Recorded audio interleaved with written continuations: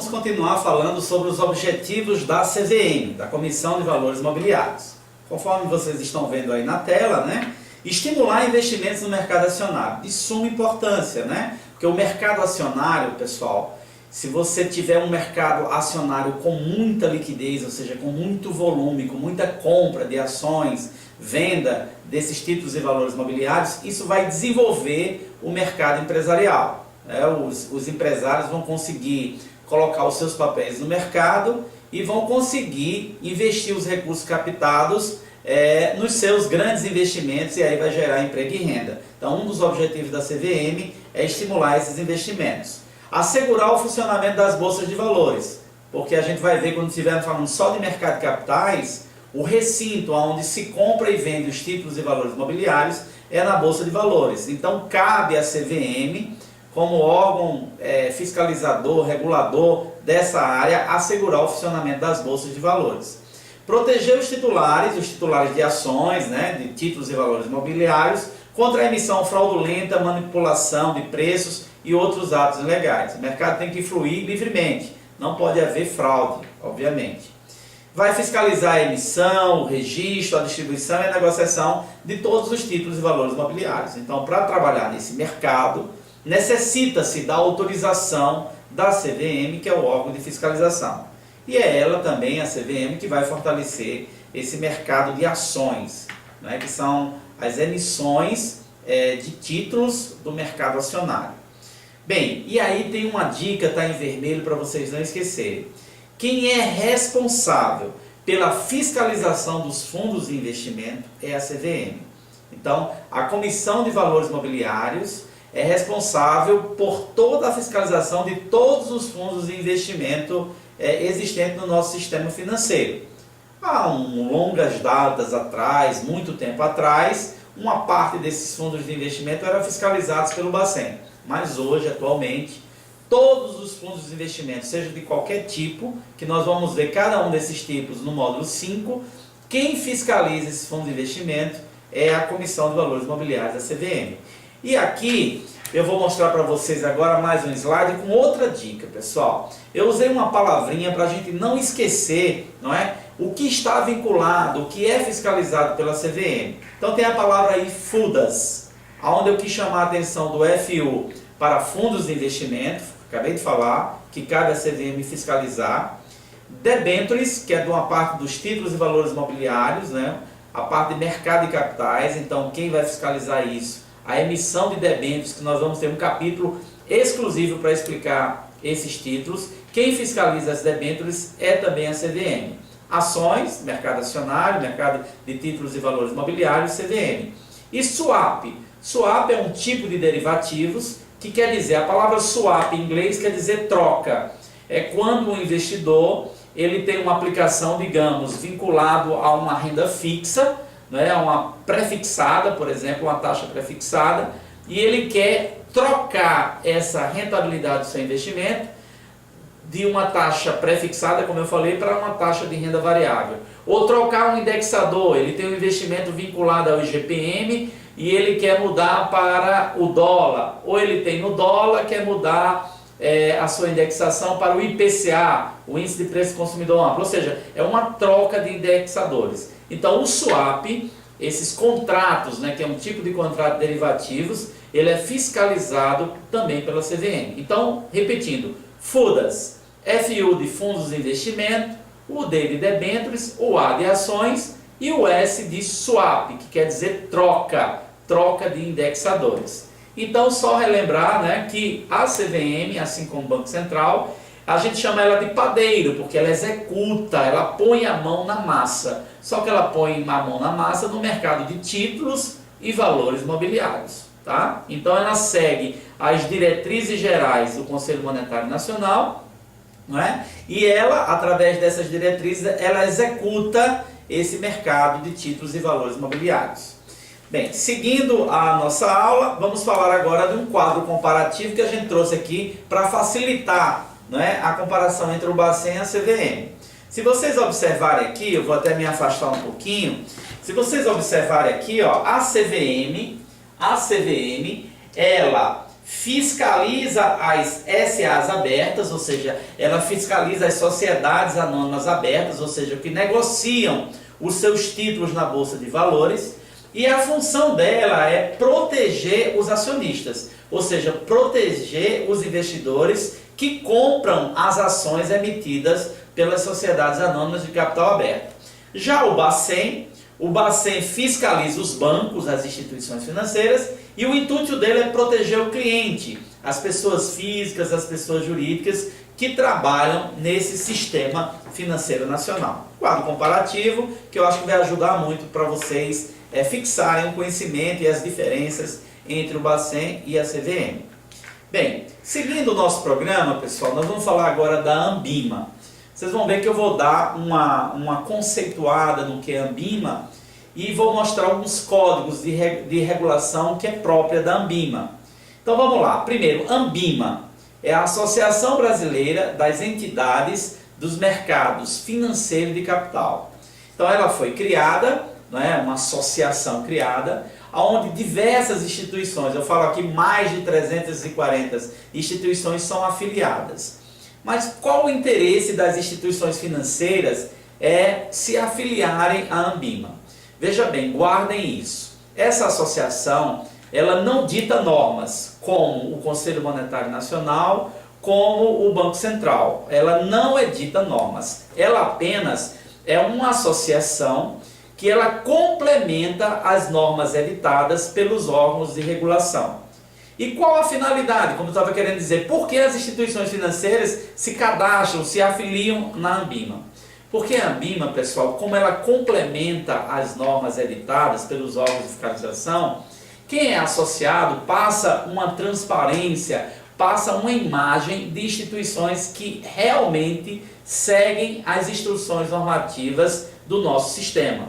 Então isso dá credibilidade às instituições financeiras, porque a Anbima complementa as normas editadas pelos órgãos reguladores. Então, por exemplo, o Código de Regulação de Fundos de Investimento.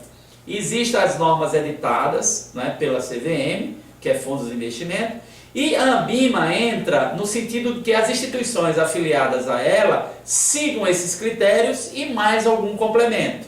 E qual o objetivo disso? Dar segurança para nós, investidores, que estamos colocando os nossos recursos financeiros numa instituição, numa entidade vinculada a uma associação que preserva esse tipo de valor, de transparência, de respeito aos seus clientes. A atividade, a afiliação na Anbima, ela não é obrigatória. As instituições normalmente se afiliam à Anbima de forma voluntária. E é um órgão privado, não é um órgão público, não é um órgão de normas gerais. As normas gerais são os órgãos de fiscalização, Conselho Monetário Nacional, Banco Central, CVM, etc. E a Anbima, a palavra-chave para a nossa prova de CPA 10, pessoal, é uma entidade autorreguladora. Tá? Então as instituições seguem essas normas de condutas, de melhores práticas editadas pela CVM como uma autorregulação. Com certeza, seguindo essa autorregulação, você vai estar amparado às normas emanadas pelos órgãos superiores. E a Anbima, normalmente, tem vários códigos de melhores práticas, aproximadamente que nós vamos ver aqui uns 10, tá? Que é normalmente o que é exigido na nossa prova de certificação CPA 10. Bem, então as instituições, como diz aí, que aderem aos códigos conforme seu segmento de atuação, ficam sujeitas à supervisão desta Anbima, desta associação. Então as instituições que aderem, né, o código de melhores práticas, elas têm que seguir sob pena de serem multadas pela Anbima, ok? Então, é esta associação, a Anbima, que ela também regulamenta as normas de treinamento, como vocês estão fazendo aqui agora, da certificação profissional 10 e da certificação profissional 20. Então vocês estão fazendo a certificação profissional tanto pela exigência dos órgãos normativos, dos órgãos reguladores, né, com a Comissão de Valores Mobiliários, com o Banco Central, e seguindo a complementação editada pela Anbima. Ela foi criada em 2009, antigamente a gente tinha a Anbid e a Andima, essas duas associações foram fundidas e se criou a Ambima. Repetindo, a Ambima, Associação Brasileira das Entidades dos Mercados Financeiros e de Capitais. E não esqueçam dessa dica, toda vez que tiver uma questão que fala, trata-se de uma entidade que trata da autorregulação, da complementação das normas dos órgãos fiscalizadores, autorregulação, nós estamos falando da Ambima. Bem, então, como eu já tinha falado, é um conjunto de normas. Esse conjunto de normas são complementares aos órgãos de fiscalização. É danado para cair na prova da certificação dizer assim, o conjunto de normas da Ambima sobressai, ou seja, extingue as normas dos órgãos reguladores. Jamais. As normas, o conjunto de normas da Ambima é um complemento da legislação em vigor. Gravem isso. As normas, os conjuntos de normas da Ambima é um complemento dos órgãos dos órgãos fiscalizadores, tá? Como eu estou falando aqui para vocês. Então tá aí a transparência. Conjunto de normas e procedimentos de supervisão criado por entidades privadas, eu já havia falado, são entidades privadas e não públicas, para fazer cumprir práticas equitativas, ou seja, práticas de justiça, de transparência dentro do mercado, seguindo padrões éticos nessas operações. Então é muito salutar que uma instituição financeira se afilie à Ambima. Bem, sobre os códigos de melhores práticas, eu vou passar de uma forma bem rápida, não precisa você memorizar, não precisa você decorar isso para a prova. Mas existe o Código de Regulação da Oferta Pública de Distribuição e Aquisição de Valores Mobiliários. Deixa eu explicar um pouquinho. Então, uma determinada instituição vai abrir o seu capital, né, vai entrar no mercado de capitais, né, e vai emitir ações. Bem, se ela vai emitir ações, conforme a regulamentação da Ambima, ela vai ter que seguir esse Código de Oferta Pública. Outro tipo de código, fundos de investimento. Então, uma determinada instituição vai oferecer ao mercado os fundos de investimento para todos os clientes do sistema financeiro. Então, existe um código de regulação da Ambima, respeitando as normas de regulação.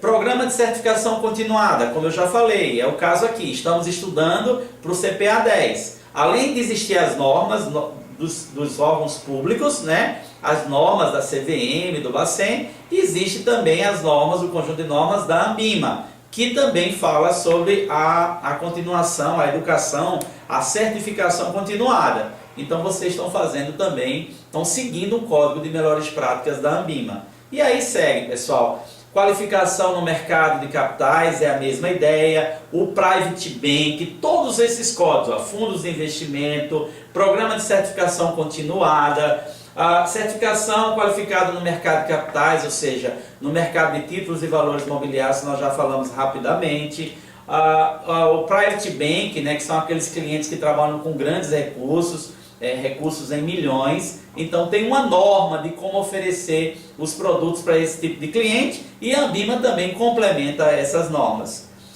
O mercado de renda fixa, vamos ver isso lá no modo específico, a diferença entre renda fixa e renda variável. O mercado aberto, que é as operações de open market, compra e venda de títulos públicos. A gente sabe que as instituições entram comprando e vendendo títulos públicos, então também tem uma norma, um conjunto de normas a serem seguidos. Gestão do patrimônio financeiro, né? Aqueles clientes que têm um padrão financeiro muito elevado, então tem uma norma de como tratar esses clientes.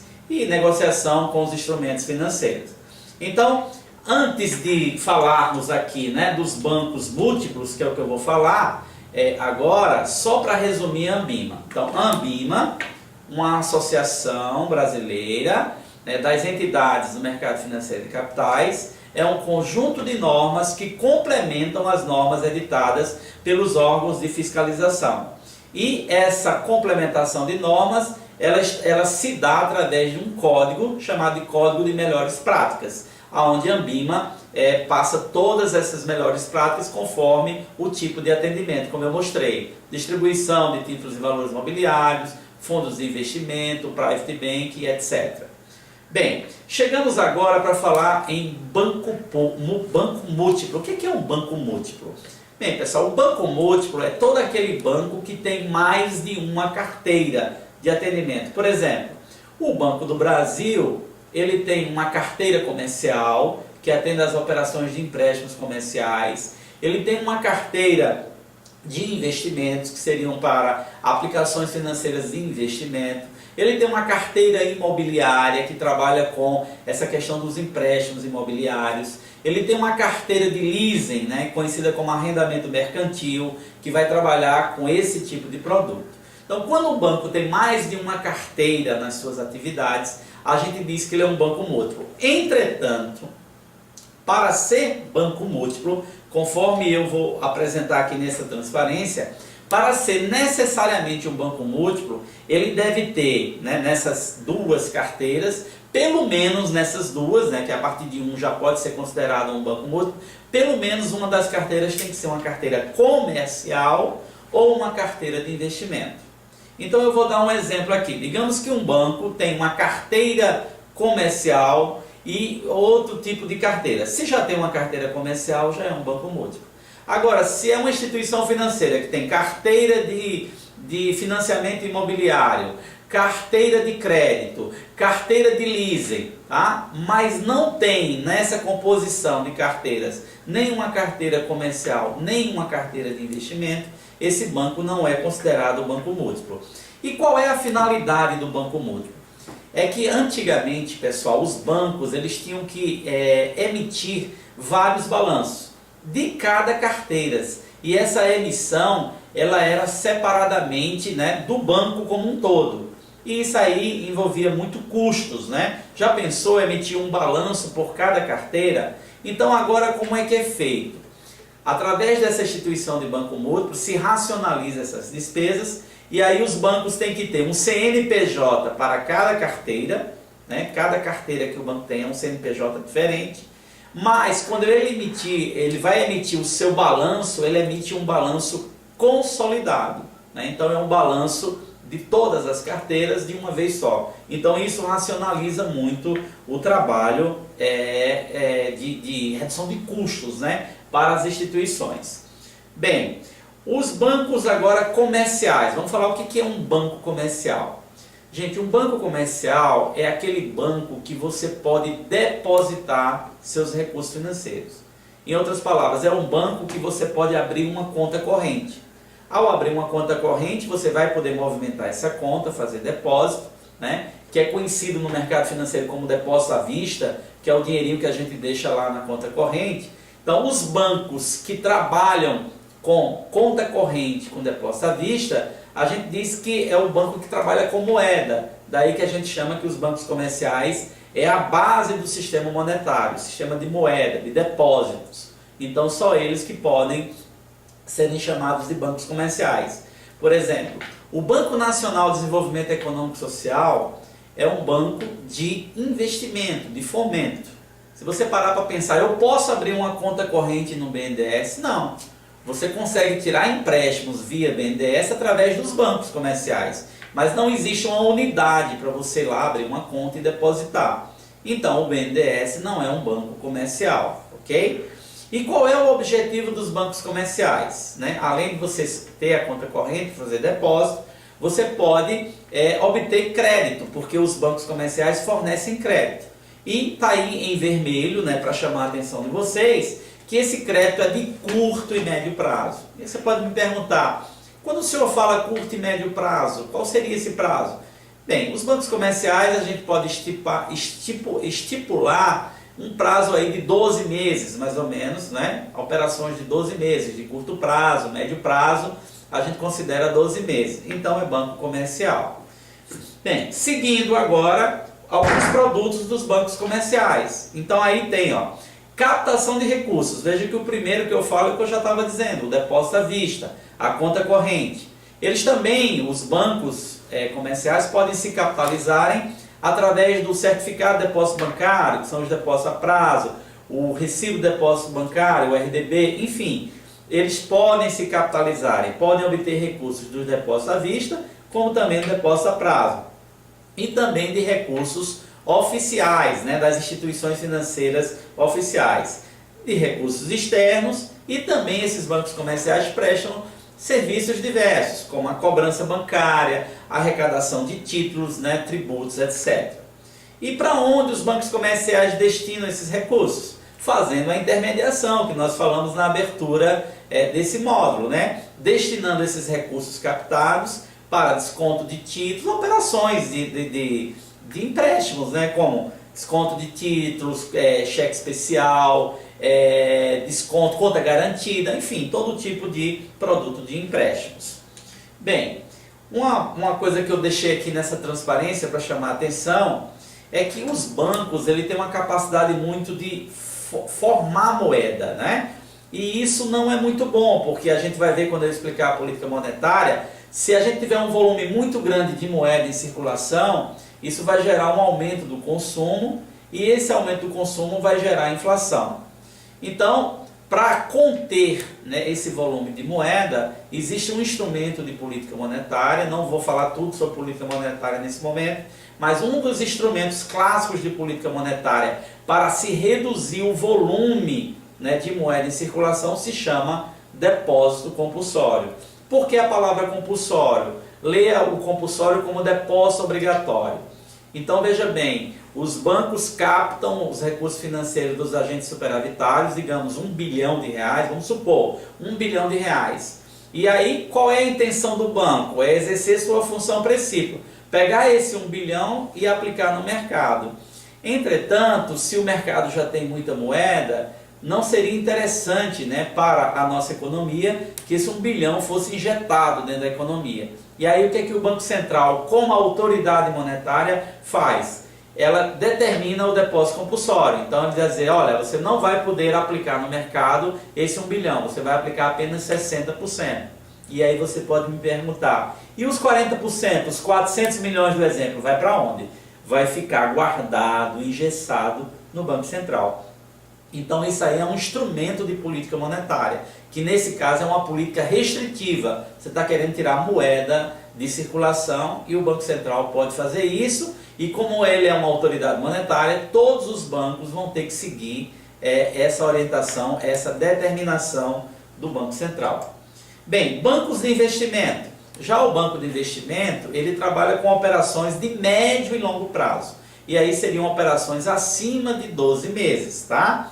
E ele deve adotar na sua denominação, no seu nome, a expressão banco de investimento. E aí os principais recursos que você vai atrás do banco de investimento é o que a gente chama de capital fixo, né? Para grandes projetos. Para grandes projetos você vai à procura do banco de investimento, porque para projetos é interessante você não pegar, né, você investidor, não pegar dinheiro no curto prazo, e sim pegar dinheiro no longo prazo.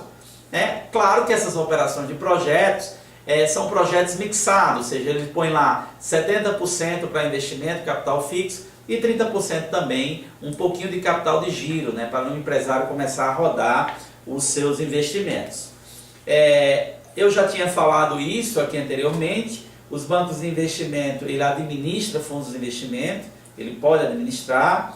Eles são importantes para fazer a questão da abertura do capital das sociedades anônimas, né? Que são as operações de abertura de capital, ou seja, emissão de títulos e valores imobiliários.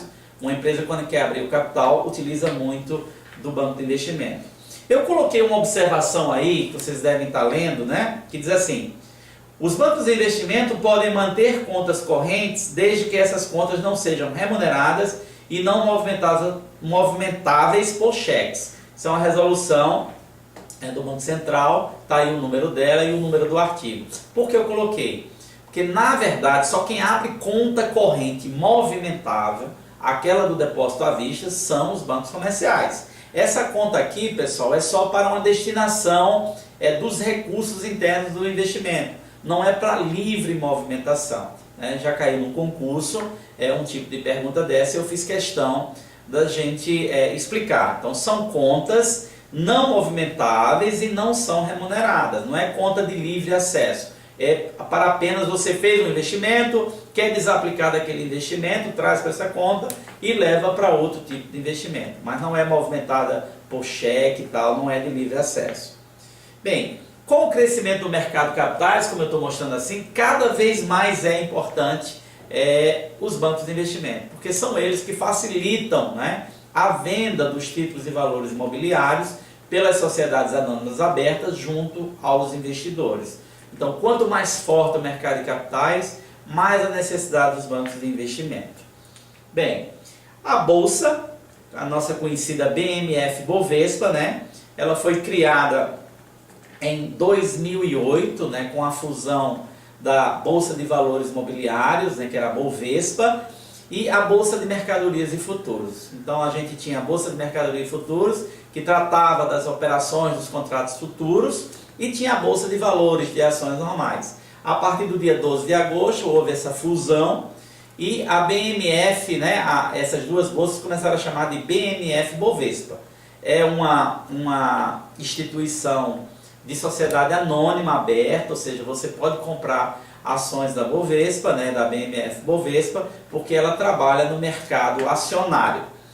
Bem, a Bolsa, ela opera um elenco completo de negócio, então através da BMF você pode comprar ações, pode comprar derivativos, um assunto que a gente só vai ver no CPA 20, tudo que for de contratos futuros, né, commodities e tal.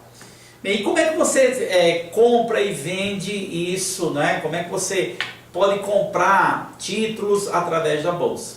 Bem, pessoal, hoje se usa muito o que a gente chama de home broker. O que é o home broker? É simplesmente você fazer essa transação através da internet, né? Você não precisa se deslocar hoje para a Bolsa de Valores. Você, através do seu banco, né, acessa a sua conta pela internet, pelo computador, e você dá a ordem de compra ou de venda de um determinado título.